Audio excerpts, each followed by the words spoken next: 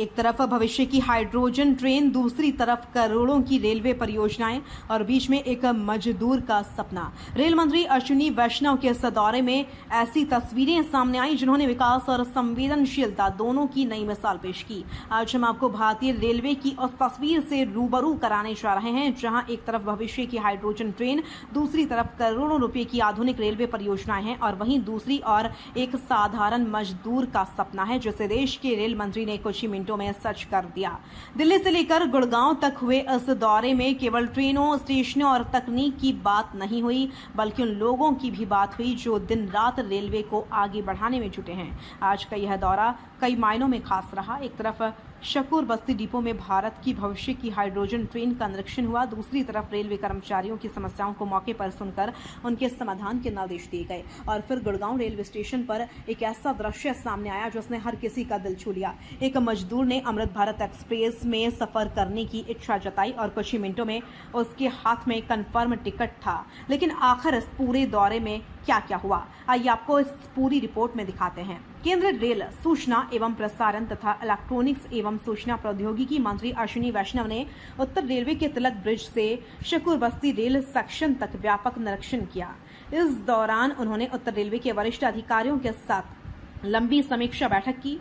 बैठक में क्षेत्र में चल रही विकास परियोजनाओं, रेलवे इंफ्रास्ट्रक्चर के आधुनिकीकरण और विभिन्न निर्माण कार्यों की प्रगति पर विस्तार से चर्चा हुई।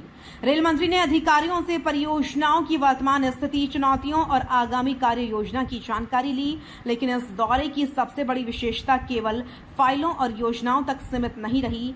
रेल मंत्री सीधे उन लोगों के बीच पहुंचे जो रेलवे की असली ताकत माने जाते हैं, यानी रेलवे कर्मचारी। शकूर बस्ती डिपो में रेल मंत्री ने कर्मचारियों, तकनीकी स्टाफ, मेंटेनेंस टीम और अन्य रेल कर्मियों से सीधे संवाद किया। वातावरण पूरी तरह आत्मीय था, कहीं औपचारिकता नहीं, कहीं दूरी नहीं। रेल मंत्री कर्मचारियों के बीच पहुंचे, उनकी बातें सुनी, उनके अनुभव जाने और उनकी समस्याओं को समझा। कर्मचारियों ने अपने कार्यस्थल से जुड़ी व्यवहारिक परेशानियों को उनके सामने रखा। अश्विनी वैष्णव ने न केवल उन्हें ध्यान से सुना बल्कि मौके पर मौजूद वरिष्ठ अधिकारियों को स्पष्ट निर्देश दिए कि समस्याओं का त्वरित और समयबद्ध समाधान सुनिश्चित किया जाए। उन्होंने अधिकारियों से कहा कि कर्मचारियों की समस्याओं को केवल फाइलों तक सीमित न रखा जाए बल्कि जमीन पर समाधान दिखाई देना चाहिए। रेल मंत्री का यह संवाद इसलिए भी महत्वपूर्ण माना जा रहा है क्योंकि रेलवे का विशाल तंत्र उन्हीं लाखों कर्मचारियों के प्रयासों पर चलता है जो दिन रात ट्रेनों की सुरक्षा और संचालन में लगे रहते हैं।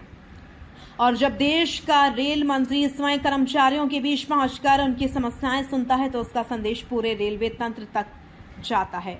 इसके बाद रेल मंत्री शकूर बस्ती डिपो के तकनीकी क्षेत्रों का निरीक्षण करने पहुंचे। यहां उन्होंने अत्याधुनिक प्रीट्रेक्टेबल OHE सिस्टम का बारीकी से अवलोकन किया। यह तकनीक रेल इंजनों और कोचों के सुरक्षित एवं त्वरित रखरखाव के लिए बेहद महत्वपूर्ण मानी जाती है।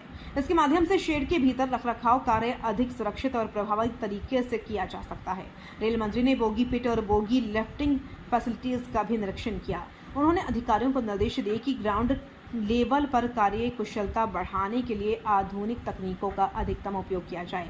लेकिन इस पूरे निरीक्षण का सबसे बड़ा आकर्षण था हाइड्रोजन ट्रेन। भारत की भविष्य की रेल तकनीक मानी जा रही हाइड्रोजन ट्रेन का रेल मंत्री ने विशेष रूप से निरीक्षण किया।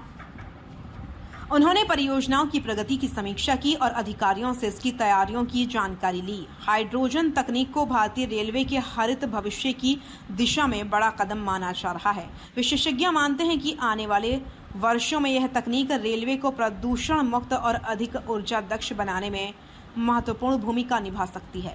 यानी आज शकूर बस्ती डिपो में केवल एक ट्रेन का निरीक्षण नहीं हुआ बल्कि भारतीय रेलवे के भविष्य की झलक देखने को मिली। आज का दिन विश्व पर्यावरण दिवस के रूप में भी मनाया जा रहा था।